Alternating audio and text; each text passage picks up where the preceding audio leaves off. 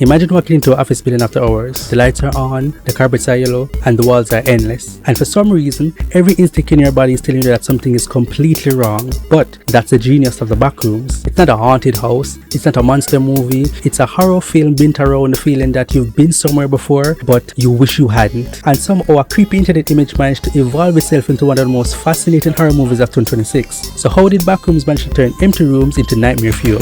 Let's look into that. Most horror movies want to show you the monster, but Backrooms, they decided to do something completely opposite. It wants you to look at the hallway, and somehow that's way worse. For decades, horror films relied on familiar tricks, ghosts, demons, and possessed dolls that somehow skip anger management. Backrooms managed to understand something fundamental about fear. Humans are terrified of things that don't make sense. The movie traps us in an environment that feels familiar enough to recognize, but also enough to feel disturbing. Every room looks ordinary, but every room also feels impossible. It's like reality itself forgot how to function, and that's what made the backroom concept so effective. The real horror isn't that something is chasing you. The real horror is realizing that the world itself is broken. The Backrooms first began with a single image. Just an empty room, yellow wallpaper, fluorescent lights, a weird carpet, and that's it. No elaborate lore, no cinematic universe, no spin-off nobody asked for, just a picture. Yet people couldn't stop looking at it because that picture had a lot of questions. Where is this place? Why does it feel familiar? And why does it feel wrong? And the internet did what it always does. It started filling in the blanks. Suddenly there were stories, levels, creatures, and entire communities dedicated to exploring this space.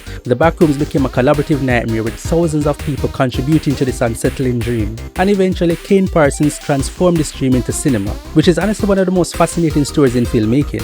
A creator starts on YouTube and builds a horror universe which millions of people start being invested in, then ends up directing a major feature film. 20 years ago that sounds impossible, but today that's the future.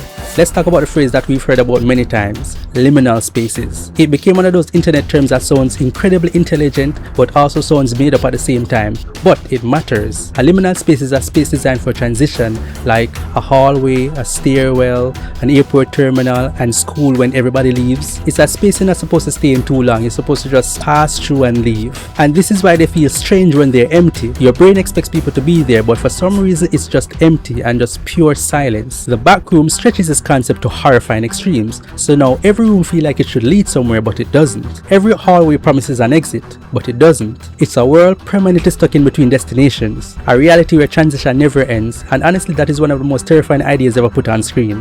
One of the smartest decisions the film ever does is refusing to explain everything. Most modern movies often suffer from something I like to call PowerPoint syndrome. At some point you watch less of a movie and more of a presentation. Backrooms tremendously avoids this trap. The mystery just remains a mystery. Questions remain questions because the film trusts the audience. And horror becomes far more terrifying when your imagination starts doing majority of the work. Because what you're imagining is almost always scarier than what the filmmaker could show you. Your brain is the world's greatest effects studio, but unfortunately it works overtime during a horror film. At its core, the Backroom isn't about monsters, it's about being lost existentially, not physically. Think about it, the fear of being lost is ancient. Humans have been carrying it around for thousands of years. Being separated from your tribe at one point means death. Being unable to find your way home meant that survival was uncertain. Backrooms tapped directly into that primal instinct. The endless rooms became a modern version for endless wilderness, where there are no directions, no landmarks, no safety, just uncertainty, forever. And uncertainty is one of the most powerful ingredients for horror. Because certainty, even bad certainty, is comforting. Uncertainty keeps mind spinning. What happens next? What's around the corner? Will I ever get out? The movie weaponizes those questions brilliantly. Here's an interesting thought.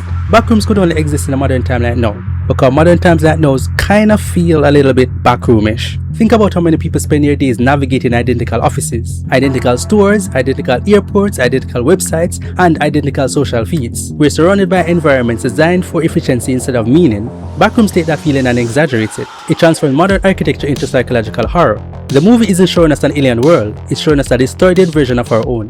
One of the biggest misconceptions about the Backrooms is that the features are main attractions, but they're not. They're important, yes, but they're not the reason why the concepts work.